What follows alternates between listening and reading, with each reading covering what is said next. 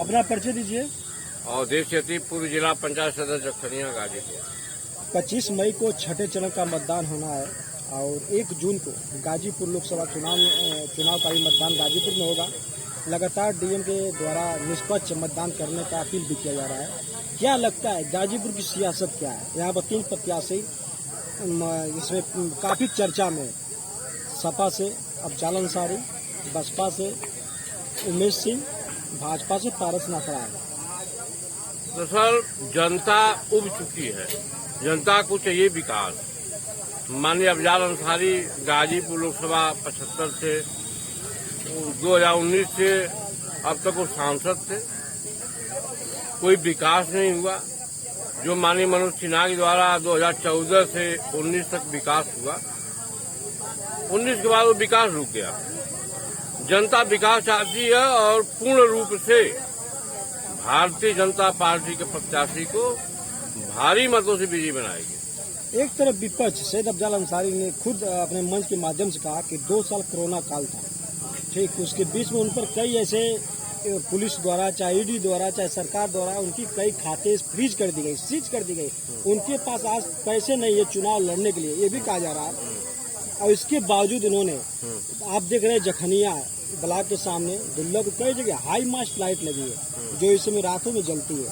साथ ही 100 कुछ प्रधानमंत्री के द्वारा सड़क बनाने का भी दावा किया जा रहा है। इसके अलावा हैंडपंप जखनिया में विधानसभा में लगभग 100 देने का दावा किया जा रहा है। आपको पता होगा कि हैंड पाइप बंद हो चुकी है, ये झूठा पूरा आश्वासन है। अब घर घर जल नल लग रहे हैं, जो हर गांव में टंकी लग रही है। अब वो तो व्यवस्था खत्म हो गई है और कोरोना के बाद भी विकास हुआ, ऐसा नहीं विकास नहीं हुआ। तो इनका कुछ भी काम, इनके तो सांसद निधि खर्च नहीं कर पाए, क्या विकास करें? इनको कोर्ट से ही फुर्सत नहीं मिली।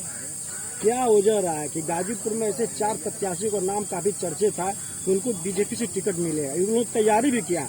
एक तरफ अभिनव सिन्हा जी थे जिन्होंने दलित मतदाताओं, वनवासी समुदाय के घरों तक जाकर उन्होंने खाना खाया और उनके साथ रहा।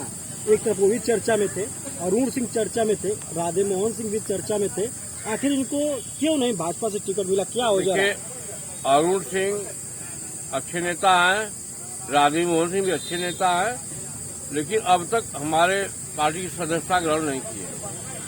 और रह गई राज जी की बात, उन्होंने मेरे जानकारी में लगभग 40 साल संघ की सेवा की है और हर चुनाव में जखनिया का कहीं न कहीं उनका प्रतिनिधित्व रहता है, मेहनत करते हैं और अच्छे प्रत्याशी है।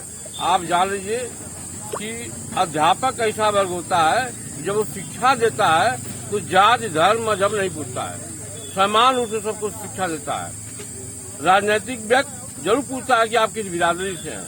मुझे लगता है कि यदि माननीय पारस राज्य चुनाव जीतेंगे तो जाति मजहब से हटकर संगवाणी पूरे गाजीपुर का विकास होगा, उसमें कहीं दो राय नहीं है। वो अच्छे व्यक्ति हैं और चुनाव जीतेंगे। हम जखनिया की बात करें तो एक मुद्दा आज भी काफी चर्चा हो रही है हर जगह, सड़क को लेकर। जखनिया जो क्षेत्र है 5 किलोमीटर के दायरे में एक भी सड़क सही नहीं है। सड़क को लेकर पिछले 10 वर्षों से लगातार यहाँ की जनता, जनप्रतिनिधि भी प्रयास किए, सड़क नहीं बना। यहाँ तक कि बीजेपी के कई कैबिनेट मंत्री, विधायक, तमाम लोगों ने आश्वासन तो दिया लेकिन आज तक सड़क नहीं बन पाई। आप देखिए, यही तो बात है, जनता को कंफ्यूज करने वाली बात, असली बात को नहीं बताते हैं। हमारे प्रदेश के माननीय डिप्टी सीएम माननीय केशव प्रसाद मौर्य जी आए थे, उन्होंने कहा कि सड़कें बन जाएगी, लेकिन आपको पता है कि मनिहारी फदू मार्ग बना था जिसके 5 साल की गारंटी थी। उनको जानकारी नहीं कि गारंटी में है, प्रस्ताव गया लेकिन गारंटी की वजह से ये रोड का पूरा निर्माण नहीं हो सका। उसके बाद रायपुर से जो झुटना जाही वाला रोड बन रहा है उन्हीं की देन है, क्योंकि जो प्रतिनिधि होगा नाम तो उसी का लिखा जाएगा, उद्घाटन वही करेगा। जो हथियार मौला आएगा उनका काम हुआ, लेकिन ये गारंटी की वजह से रोड जो है नहीं बन पाया। वैसे सर एक चीज मैं जानना चाहता हूँ कि आपने कहा है कि वो क्या नाम है, मनोज सिन्हा जी का काफी विकास, तो विकास के मामले पर अगर देखा जाए तो चंदौली में महेंद्र पांडे जैसा विकास करने वाला, यही अमर सिंह जो आजमगढ़ में काफी विकास किए लेकिन चुनाव हार गए, तो विकास करने वालों को क्या यह जनता पसंद नहीं करती है? नहीं, कहीं न कहीं जाति समीकरण में हम चुनाव 2019 के चुनाव सपा बसपा गठबंधन में, जबकि 2014 से भी ज्यादा हम वोट पा करके चुनाव हारे, लेकिन जाति समीकरण में हम कुछ पीछे रह गए। लेकिन अब वो जनता भूल नहीं करेगी, क्योंकि अब जनता दिखाई दे रहा है कि रोड, पानी, बिजली समस्या जो है वो हमको चाहिए। और वो पूरा तस्वीर बदल दिए थे अमर सिंह, लेकिन एक भी सीट निकाल नहीं पाए। नहीं, अमर सिंह चुनाव नहीं लड़े थे, अमर सिंह तस्वीर बदल दिए, पार्टी बनाकर लड़े। नहीं, पार्टी बना के लड़े, लेकिन जाति समीकरण पे कमजोर हो गए। उस समय जाति समीकरण बोलबाला चल रहा था।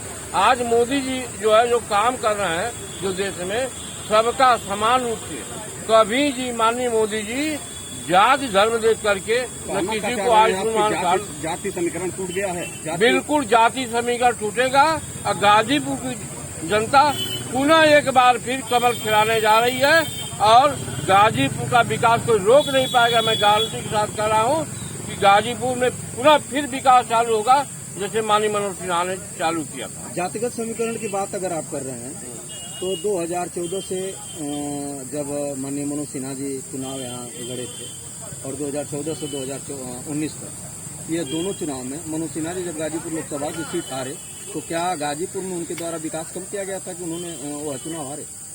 नहीं, काम तो किए थे, लेकिन जनता जो है, जो कुछ दल है जो आपसी गठबंधन किए थे, बड़े दल गठबंधन के, सपा बसपा का जो गठबंधन था, उसमें कहीं न कहीं हम चुनाव हार गए। आपने अभी जाति समीकरण जो उसमें हावी रहा। आपने अभी कहा कि जातिगत समीकरण और विकास की बात, तो अगर देखा जाए तो आप ही के द्वारा यह बात कही गई है कि मोदी जी ने और यहाँ के जो निवर्तमान सांसद के रूप में रहे मनोज सिन्हा जी ने काफी विकास किया, इसके बाद भी वह चुनाव हारे, यह क्या वजह? भाई वही तो बता दो, जाति समीकरण का जो प्रभाव रहा उसमें हम चुनाव हार गए, लेकिन अब जनता ऐसी गलती नहीं करेगी। अब जनता महसूस कर रही है कि जाति समीकरण पे चुनाव और जिले का विकास रुकेगा।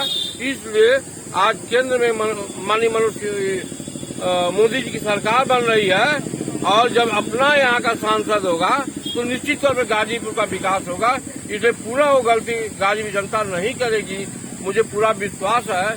और भारतीय जनता पार्टी के प्रत्याशी माननीय पार्षद जी को भारी मतों से विजयी बनाएगी। नेताजी अगर देखा जाए तो छोटे छोटे घटक दल मिलकर के एक बड़ी संगठन बना चुके हैं, जिसे गठबंधन, इंडिया गठबंधन कहा जा रहा है। तो इस बार भी तो बहुत ज्यादा लोगों को मिला के गठबंधन किया गया। देखिए, इंडिया गठबंधन वही है, 27% आरक्षण ओबीसी का है और सबसे बड़ा यदि कोई विरोधी है तो इंडिया गठबंधन है, जो ओबीसी का 27% रिजर्वेशन काट करके एक विशेष धर्म को दिया जा रहा है। इसलिए जो ओबीसी जाति है कतई बर्दाश्त नहीं करेगी इंडिया गठबंधन को। सर सुन लीजिए थोड़ा सा, मेरे कहने का मतलब वो नहीं था, जैसे आपने कहा कि पिछली बार बड़े बड़े दल मिलकर गठबंधन किए थे, तो इस बार भी काफी लोग मिलकर गठबंधन किए, तो क्या मामला है कि इस बार कोई मतलब आपको अस्तित्व बचाने को गठबंधन हुआ है। सब जो जितने भ्रष्टाचारी हैं ये जनता जान चुकी है कि जेल से निकल के बेल पे है और कितना जेल विकास करेंगे।